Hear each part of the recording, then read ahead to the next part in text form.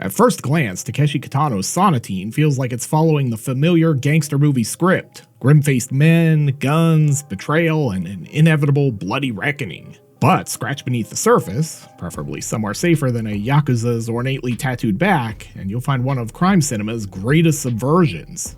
With Sonatine, Kitano, better known by his stage name Beat Takeshi in some circles, engineered not just a twist on the gangster film, but a quiet revolution, laced with deadpan humor, stark visual poetry, unsettling existentialism, and, just as the tide reaches furthest, the sense that the whole genre is being washed clean. Part of the film's artistry, mixed with its dry wit, resonated far beyond Japan's shores, thanks in no small part to the advocacy and distribution by famed director Quentin Tarantino, who dubbed it a masterpiece and helped deliver it to wider American audiences. But to see why Sonatine matters, you have to know how Kitano himself emerged and how he cut his own path, one haunted by the possibility that, in another life, he might have been a gangster himself. Before he was an art house darling, Kitano was an iconoclast, a comedian with a penchant for chaos, once even getting banned from Japan's public broadcaster for exposing himself on air. As Beat Takeshi, he turned irreverence into an art, using ridicule and shock to puncture the strict hierarchies and customs of Japanese culture. Kitano has said, with that same mixture of braggadocio and humility, "If it were not for my mother's strict education, I could easily imagine having become a yakuza myself." The world he knew growing up, Adachi Tokyo in the late 1940s, was still under reconstruction, with gangsters entwined in local life, just one poor choice away from becoming a career. This is partly why Kitano's films treat their criminals with a sense of weary empathy. He knows these men are bad, but most of all he sees them as bored, trapped, and deprived of gentler possibilities. His early comedy reflected that defiance. Whether on the streets or under studio lights, Kitano and his comic partner Beat Kiyoshi, together known as the Two Beats, delivered routines that were sharp-tongued, socially pointed, and just dangerous enough to make network executives sweat. Censorship followed. But the move to cinema, and specifically Yakuza films, was genuinely accidental, almost surreal when you consider the prelude. Violent Cop in 1989 didn't just mark Kitano's entrance into the world of crime film, it marked a fork in the evolution of Asian action cinema itself. That same year, John Woo's The Killer exploded onto Hong Kong screens. It was a full-color, slow-motion opera of bullets, gun-fu, and tragic brotherhood. Woo found poetry in violence, orchestrating shootouts with the grace of ballet. Each squib of blood and each flying dove promised transcendence. His assassins killed with honor, and their deaths were drenched in music and myth. Kitano's answer, in Violent Cop, was to scorn choreography. When violence hit, it hit fast, awkward, and even ugly. No one flew through the air or pirouetted behind pillars. Kitano's gunfights look more like unlucky accidents than acts of heroism. In Woo's hands, violence is romantic. In Kitano's, it's empty, a stupid interruption amid long stretches of boredom. Where Woo's camera swoops at a crescendo, Kitano sits still, almost unimpressed. That opposition is the very marrow of Kitano's aesthetic. Woo offers opera, Kitano gives us silence, leaving only the wind and gulls as witnesses to his gangsters' flailing, tragic ends.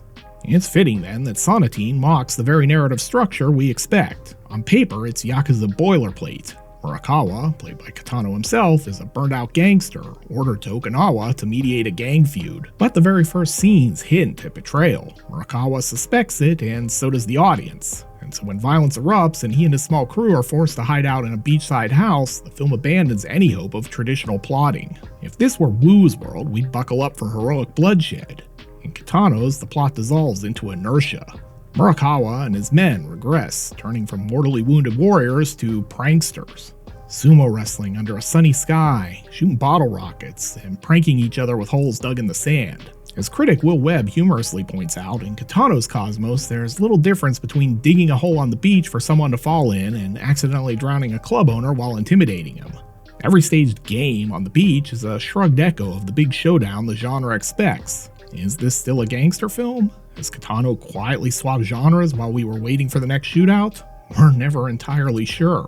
Nowhere does the director's refusal of convention show up more vividly than in Sonatine's still, static visual style. There's almost no camera movement. Each shot lingers, colored by the natural light of the Okinawan seaside and the slack, pastel boredom of life on the margins. The camera watches with a patience that's almost zen-like, until suddenly violence erupts. It never lasts. The kinetic frenzy of a John Woo set piece is replaced by brief, unsentimental flashes. Blood is shockingly real, but so is the abrupt return to normal silence. Japanese cinema has its own history of minimalism, from the gentle domesticity of Ozu to the stormy silences of Kurosawa. Kitano nods at these influences but makes the grammar even starker. He edits his own films, which ensures the most gruesome beats can play out, as one observer put it, with tranquil and bizarre serenity.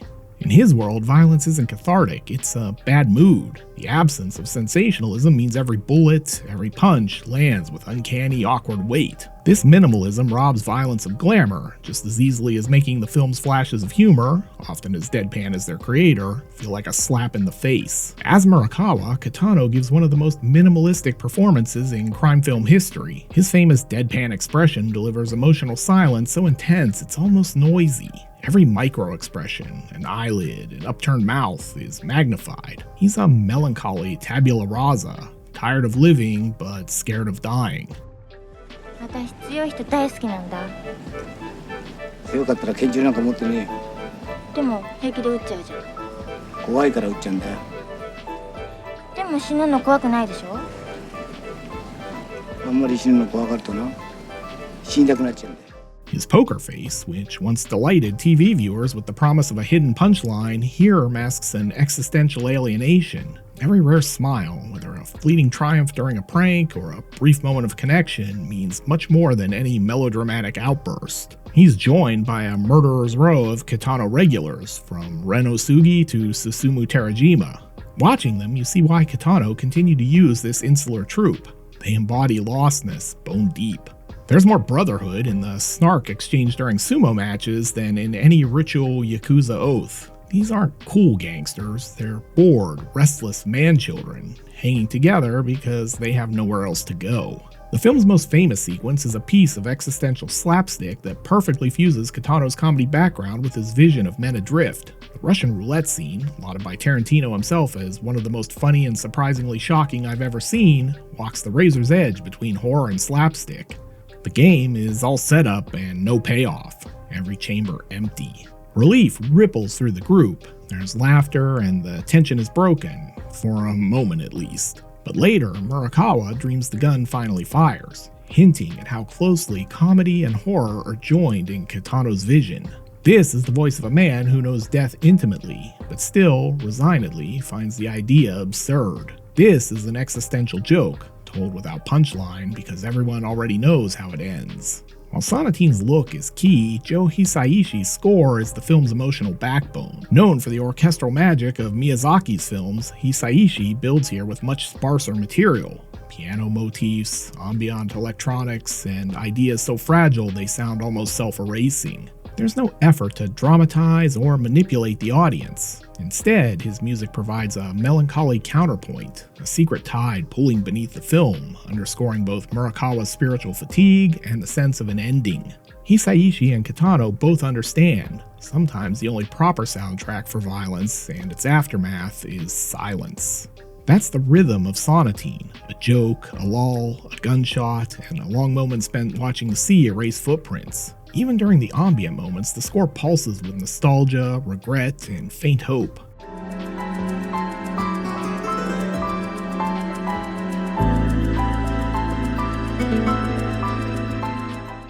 All motifs that return throughout Kitano's body of work whenever the ocean makes an appearance. The radical minimalism of Sonatine doesn't just stop at sight and sound though. Kitano's editing, too, is severely understated in this film. Narrative chunks are simply skipped. Where another director might wind up tension in advance of a betrayal or a duel, Kitano skips straight to the aftermath. Closure is denied, and so is the adrenaline rush of an expected bloody climax. In this film, scenes breathe, and time seems, paradoxically in such a short film, to expand. The beach hiatus, with its endless, playful digressions, turns life into something shapeless. The Yakuza's rituals become mechanisms for passing time, and as one BFI critic argues, even violence is something to be ritualized, repeated, and even joked about. In Kitano's world, death isn't sacred, just cheap, another thing to play with. The beach itself is key here. In Kitano's hands, the beach is never just a background. It becomes the movie's true liminal space, positioned between survival and defeat, childhood and resignation, life and whatever might come next. Here, the men shed, if only temporarily, their criminal skins, playing like children. Their brotherhood more like desperate camaraderie amongst castaways. Beaches, oceans, rivers, water almost always means something to Kitano. In A Scene at the Sea, it's longing and possibility. In Sonatine, it's more ambiguous, an impassable border, as some critics have called it. The gangsters' games here are metaphors for their own lives. Random, childish, always one misstep away from becoming deadly. The ocean, with its endless, unreachable horizon, represents everything they want. Escape, peace, the promise of forgetting, and everything they've already lost. That's part of why Sonatine is also a critique of masculinity. The film patiently reveals the macho rituals as fragile compensations for deeper fears. The brief, awkward bond Murakawa shares with the woman on the beach stands out, as do the men's sudden flashes of childish vulnerability. No one here is invincible, and Kitano is willing to let his characters look foolish, scared, and even gentle. If Wu's heroes die in bursts of tragic grandeur, Kitano seem more likely to dissolve quietly into the tide. But for all this depth, Sonatine might have remained a Japanese oddity, undervalued and misunderstood if it hadn't been for Quentin Tarantino. In the mid-90s, Tarantino, who was always on the hunt for hidden cinematic treasures, saw in Kitano's film something he wanted to share with American audiences. Through his Rolling Thunder Pictures label, Sonatine reached North America in 1998. Now with proper subtitles and some real fanfare. Tarantino didn't just distribute the film, he evangelized for it. In interviews and American TV appearances, he called it a true masterpiece, highlighting its black humor and existential coolness. Tarantino's reputation among cinephiles ensured that critics, fans, and even skeptical viewers gave the film a shot. In the US, Sonatine was repackaged not as a foreign genre film, but as an essential work of modern cinema, worthy of discussion alongside Jim Jarmusch, the Coen brothers, and other singular writer-directors remaking genre from the inside out. Tarantino even articulated what set Kitano apart from John Woo and other action artisans. Where Woo is operatic, Kitano is minimalist. Where Woo's violence is ballet, Kitano's is slapstick or nothing. Sometimes it's a missed punch or a bullet that never lands. That's why Kitano's films feel so honest. Through Tarantino's lens, American viewers learn to see not just the similarity, but the radical difference, the contrast that enriches global film history. As interest built, Sonatine started appearing on critics' best-of lists, influencing not only the festival circuit, but independent filmmakers and crime cinema fans worldwide. And as Kitano's later film, Hannah B., better known as Fireworks here in the States, went on to win Venice's Golden Lion, his reputation as an auteur was cemented at home as well. Sonatine's influence has basically rippled outward. Japanese directors like Takeshi Miike have taken yakuza cinema to new extremes, but it's Kitano's restraint, his existential uncertainty, that marks the new standard. You can see the influence in Western indie crime films and even in the minimalist violence of a Nicolas Winding Refn or Jeremy Saulnier flick. Kitano showed that true subversion is about refusal, refusing easy answers, refusing catharsis, refusing glamour. Instead, he offered weird, honest humanity. And just as importantly, he let the sea, always unbroken, always on the horizon, be the final judge. Sonatine, at its core, is about what happens when men, stripped of illusion, confront the void. They don't speechify. They play games, pull pranks, stare out at the surf, and face death with a mixture of exhaustion and amusement. This nihilism isn't despair, it's a kind of clear-eyed clarity about life's brevity and absurdity. Some critics liken Kitano to Jean-Pierre Melville, who made Les Samurai, others to Jarmusch or Kafka, but none of them play the existential punchline quite like the former comic from Adachi. In Kitano's universe, no one broods forever. They sulk, flop in the sand, and then get up and walk into the water. In the decades since its release, Sonatine has become a cult phenomenon, a touchstone for those seeking films that discard rules with precision and grace. Tarantino's evangelism helped open doors to other bold directors, immersing Western cinephiles in a genre that suddenly had new shades and shapes. For Kitano, the question was never about how many yakuza you kill, but how many layers of artifice you strip away, until what's left is human, and fallible, and hilarious, and real. What remains after Sonatine ends is something deeper than plot, more profound than style.